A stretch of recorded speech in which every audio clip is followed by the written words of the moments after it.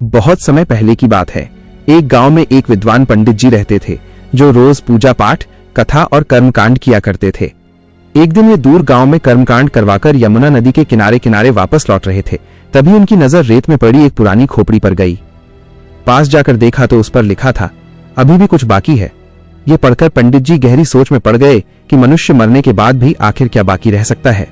जिज्ञासा में उन्होंने वो खोपड़ी उठाकर अपने थैले में रख ली और घर ले आए। घर पहुंचकर वे स्नान करने चले गए।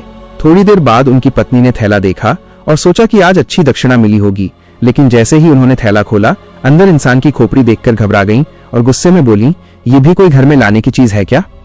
उन्होंने तुरंत उस खोपड़ी को उठाया, ओखली में डालकर कूट दिया और उसके टुकड़े नाली में बहा दिए। शाम को जब पंडित जी लौटे तो उन्होंने थैला अपनी जगह पर न देखकर पत्नी से पूछा कि खोपड़ी कहाँ गई। पत्नी ने कहा कि उन्होंने उसे कूटकर नाली में बहा दिया। यह सुनकर पंडित जी कुछ देर शांत रहे, फिर मुस्कुराकर बोले, अब समझ आया कि उस खोपड़ी पर अभी भी कुछ बाकी है। क्यों लिखा था? शायद उसके भाग्य में यह भी लिखा था कि मरने के बाद उसकी खोपड़ी ओखली में कूटी जाएगी और नाली में बहाई जाएगी। यही उसका शेष कर्म था जो आज पूरा हुआ। फिर पंडित जी गंभीर स्वर में बोले, मनुष्य शरीर छोड़ देता है, लेकिन उसके कर्म उसका पीछा नहीं छोड़ते। हर कर्म का फल अवश्य भोगना पड़ता है, इसलिए जीवन में हमेशा अच्छे कर्म करने चाहिए। बहुत समय पहले की बात है।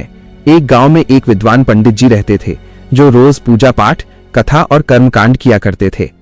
एक दिन वे दूर गांव में कर्मकांड करवाकर यमुना नदी के किनारे किनारे वापस लौट रहे थे। तभी उनकी नजर रेत में पड़ी एक पुरानी खोपड़ी पर गई। पास जाकर देखा तो उस पर लिखा था, अभी भी कुछ बाकी है। ये पढ़कर पंडित जी गहरी सोच में पड़ गए कि मनुष्य मरने के बाद भी आखिर क्या बाकी रह सकता है। जिज्ञासा में उन्होंने वो खोपड़ी उठाकर अपने थैले में रख ली और घर ले आए। घर पहुंचकर वे स्नान करने चले गए। थोड़ी देर बाद उनकी पत्नी ने थैला देखा और सोचा कि आज अच्छी दक्षिणा मिली होगी, लेकिन जैसे ही उन्होंने थैला खोला, अंदर इंसान की खोपड़ी देखकर घबरा गईं और गुस्से में बोली, ये भी कोई घर में लाने की चीज है क्या? उन्होंने तुरंत उस खोपड़ी को उठाया, ओखली में डालकर कूट दिया और उसके टुकड़े नाली में बहा दिए।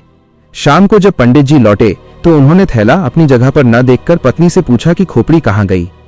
पत्नी ने कहा कि उन्होंने उसे कूटकर नाली में बहा दिया। यह सुनकर पंडित जी कुछ देर शांत रहे, फिर मुस्कुराकर बोले, अब समझ आया कि उस खोपड़ी पर अभी भी कुछ बाकी है। क्यों लिखा था? शायद उसके भाग्य में यह भी लिखा था कि मरने के बाद उसकी खोपड़ी ओखली में कूटी जाएगी और नाली में बहाई जाएगी। यही उसका शेष कर्म था जो आज पूरा हुआ। फिर पंडित जी गंभीर स्वर में बोले, मनुष्य शरीर छोड़ देता है, लेकिन उसके कर्म उसका पीछा नहीं छोड़ते। हर कर्म का फल अवश्य भोगना पड़ता है, इसलिए जीवन में हमेशा अच्छे कर्म करने चाहिए।